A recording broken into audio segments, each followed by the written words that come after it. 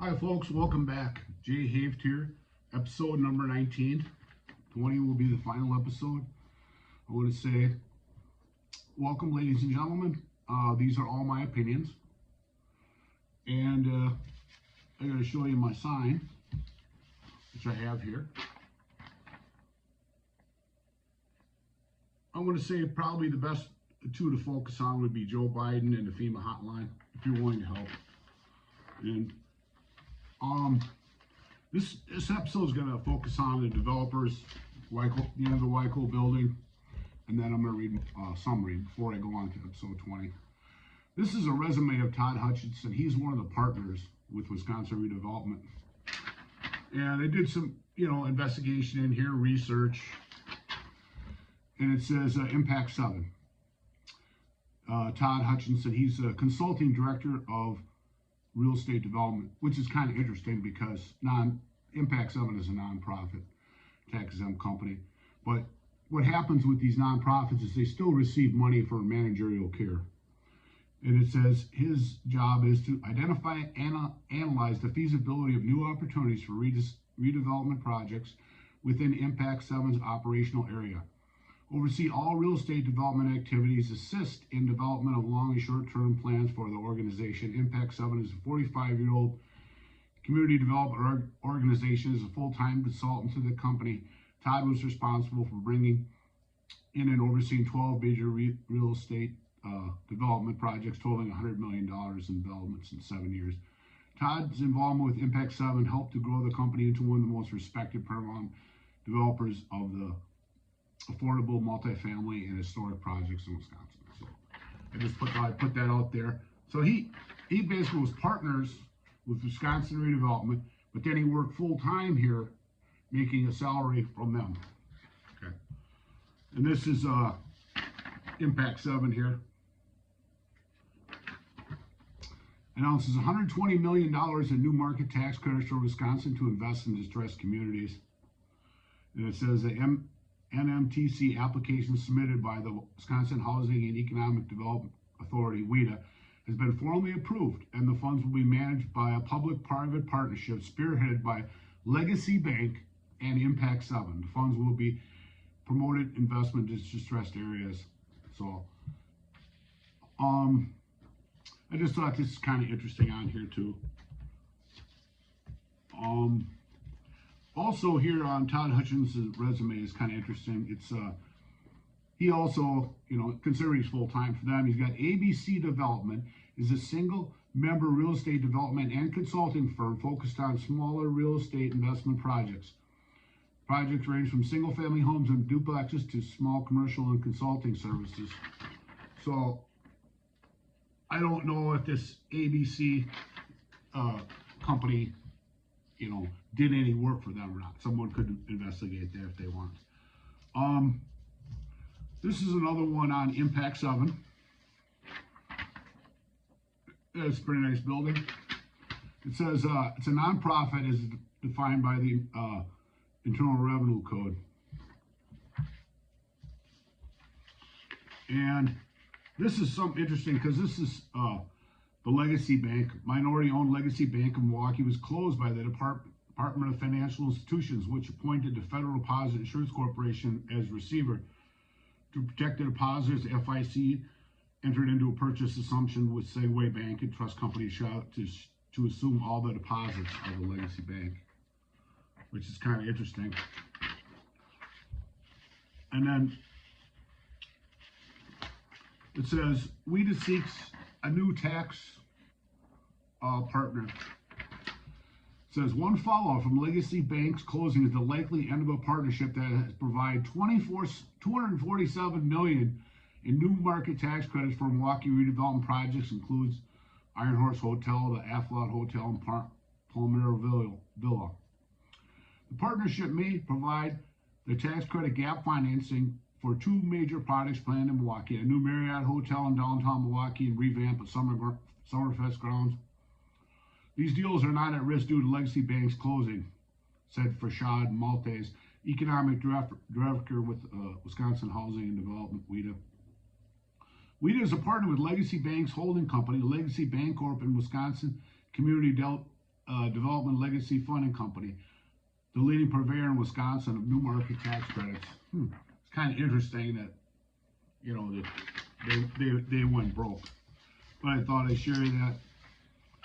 And then I spoke on the last one I showed you, those WIDA advisory committees. I told you how Robert Lemke is the president of Wisconsin Redevelopment and Todd Hutchinson is the vice president. So it's also interesting that Robert Lemke is on WIDA's advisory committee. So is Mr. Lemke profiting from being on this committee? I don't know. So is Mr. Lemke profiting from being on this committee? You just read how much funding he has received from WIDA. I believe this is a major conflict of interest. Also, other members of this committee at WIDA are WIDA developers, and some make money in other ways from the WIDA developments. So it's kind of interesting. You'd think they'd have some people that, you know, that weren't receiving money being on their advisory committee. Just kind of makes sense. And this is Wisconsin lands $100 million in federal tax credits. The state of Wisconsin secured $100 million in new market tax credits from the federal government to promote investment in distressed areas. Funds will be distributed over 7 years by a public-private partnership spearheaded by Legacy Bank, Milwaukee, and Impact 7 Incorporation, a nonprofit community development corporation in there. So I thought that was kind of interesting too. So then, this is a project that Impact 7 did. I did some research on here. This is, you know, I don't know if anything ever come out of this, but it says, this letter provides you with the results of our audit of discretionary grant number reported to Impact 7, Alameda. The grant provided $600,000 federal share and $3,102,000 from the non-federal sources to purchase land, rehabilitate buildings, construct new retail and manufacturing facilities for expanding business and industry, and develop low-income housing in Ashland, Wisconsin, while retaining and developing the 2 historical structures within the project area. Our review focused on the grantee's performance in achieving the project objectives and complying with the terms and conditions of the grant provided. Although Impact 7 purchased, rehabilitating, and constructed retail business and property and low-income housing in the Ashland community, it did not construct all the retail and business properties proposed in the grant, has not met the grant goals, and is unable to document the percentage of low-income individuals employed by the tenants benefiting from the grant. We are recommending that Impact 7 provide the granting agency with support in construction and rehabilitation projects, resulting in the retention of 24 jobs and the creation of 109 jobs, which at least 75% were filled by low-income residents of the community. Impact 7 disagrees that did not develop all the properties proposed under the grant and did not meet the employment goals stated in the grant award. It did agree to assist in the development, preparation, and document supports of compliance with the low-income requirements of the grant. A full text of Impact 7's response is included in attachment to the report. So that's kind of interesting. That's where, you know, they did this. And, you know, I'm going to say it once again. I don't know how you can have low-income housing money and use it for to build businesses, you know, commercial property, because these compete with the local landlords that own businesses and stuff. And you know, like in Beaver Dam, you know, like there was for a long time, there was a lot of places that were empty. And this is from Todd Hutchinson. It's an email from the DNR to Rob Davis. We're applying for a Commerce grant to develop a WIDA building. Could I get a letter of support from you outlining the DNR has been working on this for some time to find a workable solution for all parties? The grant is due at the end of tomorrow. I know it's short notice, but showing support from another state agency would be helpful. So in other words, there's a bunch of state agencies working on this. Okay, so that's that. And the thing that kind of concerns me about this, you know, I'd like to have your opinions on this. Okay, so the project over here in Beaver Dam, the Wyco Shoe Factory, Historic Lofts, whatever we're going to call it. Hutchinson and Robert Lemke were our partners, the vice president, president of Wisconsin Redevelopment. So they're building that for profit. And after 30 years, they can sell that building. And, you know, they put this enormous amount of money in there in 34 units. There are 2,000, you know, what would a low-income housing look like? 2,000 square feet, 3 bedrooms and 2 bathrooms. You know, I mean, when they eventually do sell those after 30 years, that's going to create a lot of revenue. So the point I'm trying to get with this is, so your partner in this project is Impact 7. You're using nonprofit money to invest into a project where they're going to profit from. Okay? So it's kind of interesting, kind of fishy, you know. So I really don't trust WIDA at all because, you know, in my opinion, I'm sure they really know how to donate to politicians. Someone wants to look that up, they can do that. But this is kind of a summary here. This is 5 pages of emails. You know, so they definitely knew, the developer definitely knew there were issues with the building, with the floodplain. And like I said, Jim Condon said it was in the floodway, which is the most severe designation of a waterway because of the elevation of the basement. So this is from Lloyd Egan to Rob Davis. I was all Friday. I had meetings and phone calls all day, so I haven't had a chance to work this up the chain at all. If they need us quickly, I suggest you write as a staff member and provide your support. They're all willing to do everything possible for this illegal development, but then try to ruin the city's people in the community that weren't rich. Hi, Lloyd. I'm home on vacation today, but was checking an email. I have attached another request that I got from the developer from Beaver Dam. I'm not sure how you want to handle it, if September can send something on Monday, but I'm not sure if Secretary Frank would like to sign something. Please let me know how you would like to handle it. On the bottom, Rob, from Todd Hutchinson, developer, Rob Davis, who's one of the big, you know, guys involved with the DNR. We're now applying for affordable tax credits. Possibly send me a copy of the letter that was sent to the Department of Commerce in support of the NSP application. Email is best, but it's easier you could fax it to me. Also possible, it would be great if someone from the DNR to provide another support letter to WIDA for the tax credit applications. I have modified the draft and sent you the last one. It is attached. The grant is due on Monday, and I know that is short notice, but if you could help us out. But then say, well, we want to come back 6 years later and give the people their relocation money, and that hasn't affected their lives at all.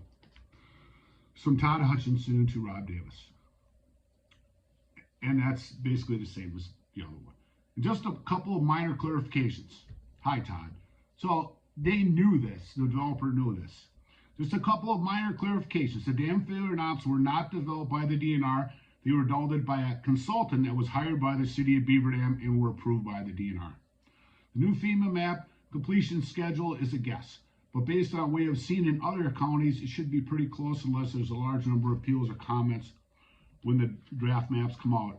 This could then push back the schedule. So what's interesting is I showed you in episode 12, and that's a crucial episode, how the floodplain maps that they have say that the dam isn't there, you know, and they did this for the developer, okay? That's basically a fraudulent floodplain.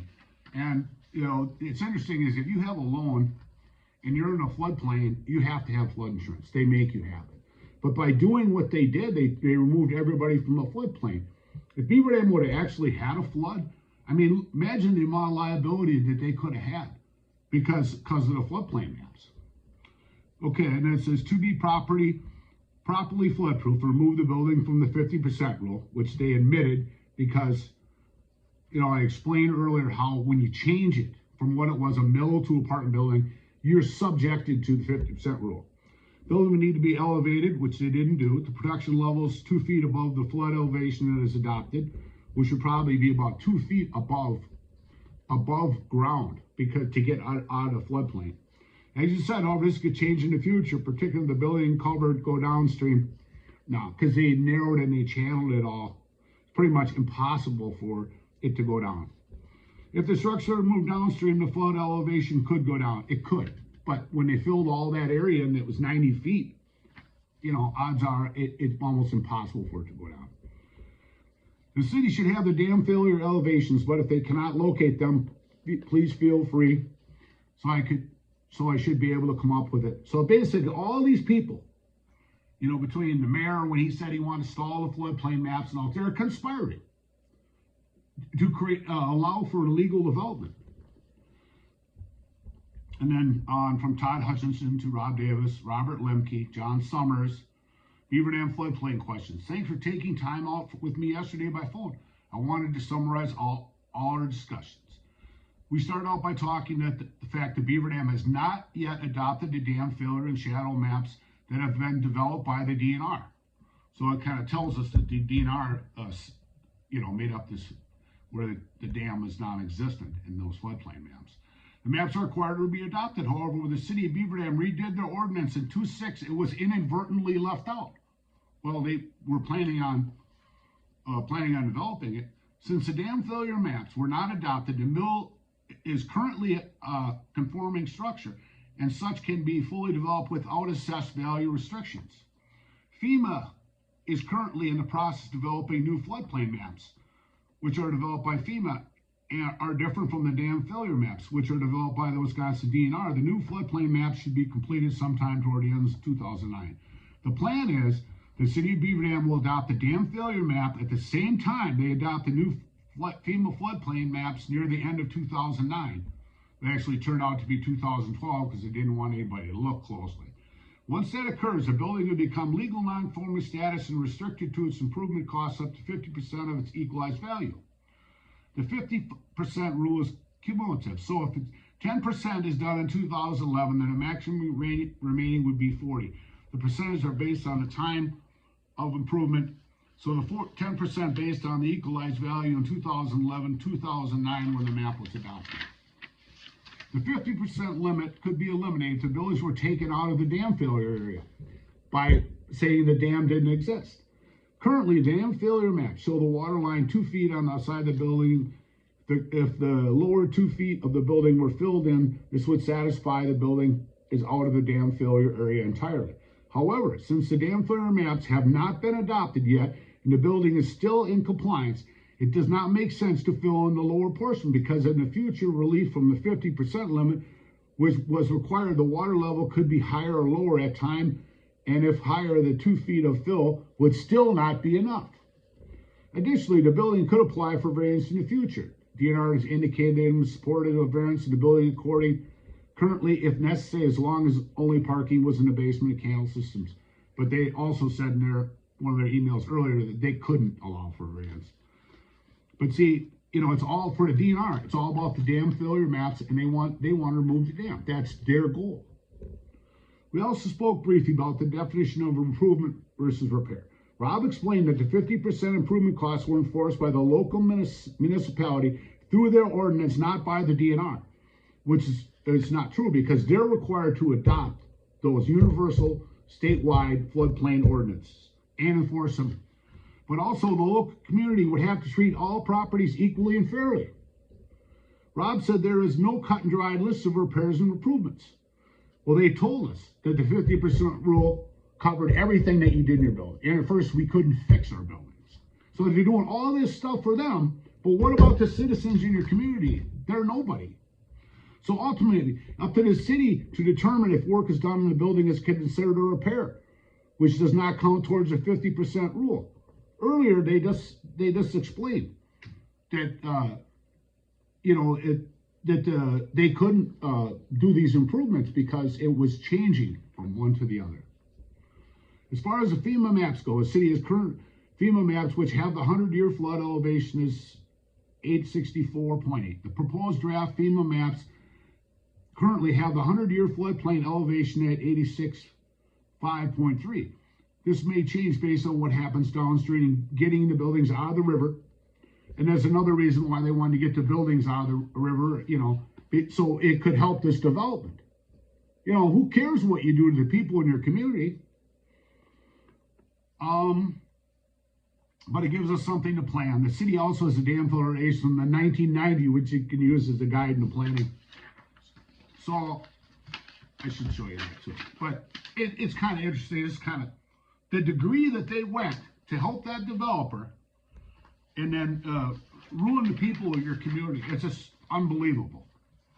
Somebody had to get some money out of this somehow. I mean, nobody's going to do all this stuff just for a 34-unit apartment building. They could have built one of those anywhere in town. Regarding commercial level and the lowest level, we treat commercial the same as residential, and this is not something that would be supportive.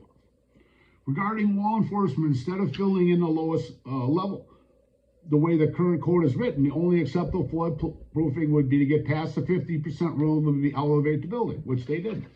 So that's a big summary there on there.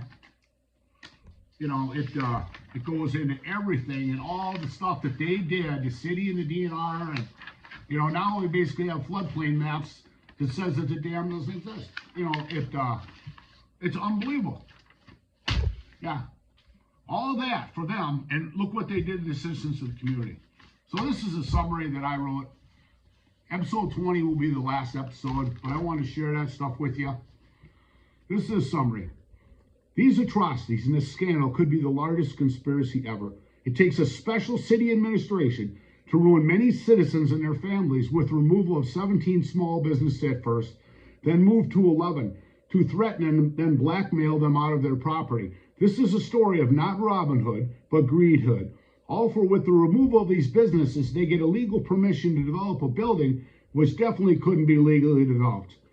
To lie about the 50% rule and tell them they couldn't fix their buildings, total disregard for public safety, not fixing the dam as scheduled, questionable dam procedures, and not fixing the dam after worried about its failure, deterring two property owners from doing what was right for public safety, putting these buildings off limits, requiring inspections, having DNR defraud the property owners out of their relocation and replacement. I showed you how the DNR's attorney took care of that as required by law. Making the owners sign an addendum stating they would not hold the city responsible for liability and flooding. Why was this? Made them sign that it was a voluntary, but still under illegal threats, and under duress. And then on the addendum, they want them not to receive any relocation. Then write it in on a relocation plan, receive the money, and it appears give the flood victims relocation money to a developer worth $200 million for an illegal development. Why were the developers more important than the citizens of your community? Is it just not what they did, but why? Why they did it to the people? All done through a conspiracy with the Wisconsin DNR. And to keep me under threat for around 6 years. The way the people in the government work for the rich and have no conscience, no remorse, who would think the government could possibly be this corrupt? But when you have a city administration that's corrupt, people know the government is corrupt. But could you possibly believe this bad? And how the DNR would almost allow anything which you, a citizen, would be arrested, like narrowing the river, filling in the floodway, lead paint in the contaminants in your riverway, and to rip off and threaten your own citizens to help overfund illegal development with flood recovery money as duplicate funding, breaking the laws of the Stafford Act designed to have a normalization after a flood. And you will see in the next episode, episode 20, the last how once again the people in the community mean nothing. Laws mean nothing. Imagine in my case, not just to be under threat for 6 years, but losing everything you work for almost your whole life. But the way my life would have been if the city followed the laws. Now I'm 64 years old. This probably took at least 5 years off my life. Me and my son's life today, 14 years after the flood, would tell a totally different story for sure. I want to thank everybody again. We're going to come back with episode 20. And if you can, concentrate on FEMA if you're willing to help. Sincerely, Jay Haft, with love.